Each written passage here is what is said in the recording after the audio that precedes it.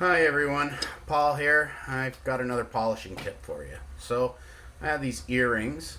This is a style you may have seen me do before. I really like them. I do different versions of these, but they have this deep slot in the back, and it's very hard to polish down in there. Maybe you don't really have to because the print texture is pretty smooth.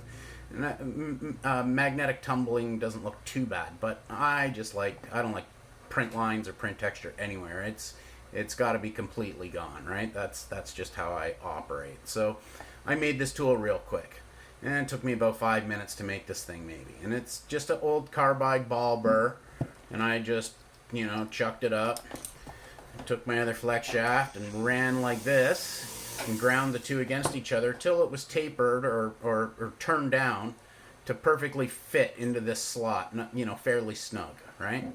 And then the first thing I did was I put and I polished it, right? Like I used my diamond rubber wheels after I ground it down, and I polished it, the same way using two hand pieces, and just made it super shiny on the sides and on the end, right? So then the first thing I did was I put it in my Graver Max, and I just stuck this down in here, and I just hammer transferred that polish onto the bottom of that deep slot, which is about 3 millimeters deep. It's a pretty deep slot, right?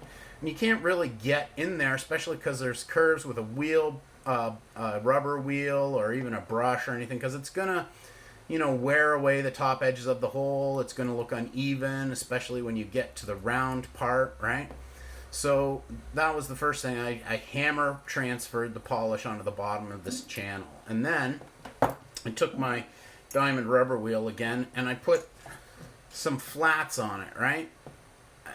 Highly polished flats. So then it became a miniature version of one of these rotary burnishers, which some of you may have seen before. They work pretty good.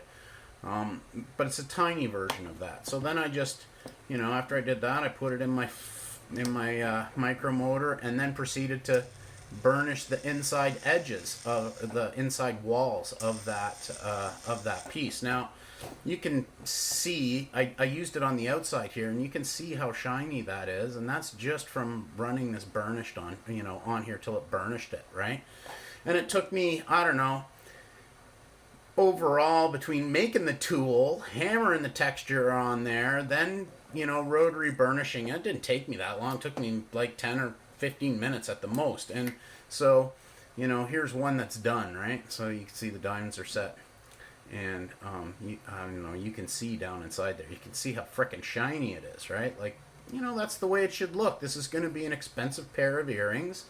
You should do your best to try and polish and finish it everywhere. And deep slots like that are often difficult, or people struggle with, or they just leave it alone. So that's how I do it, right? I make a tool that fits what I need. I hammer and I rotary burnish the polish right on there. No more print lines, no nothing, just shiny. Just shiny. The way it should be. Anyways, thanks everyone. Have a great day.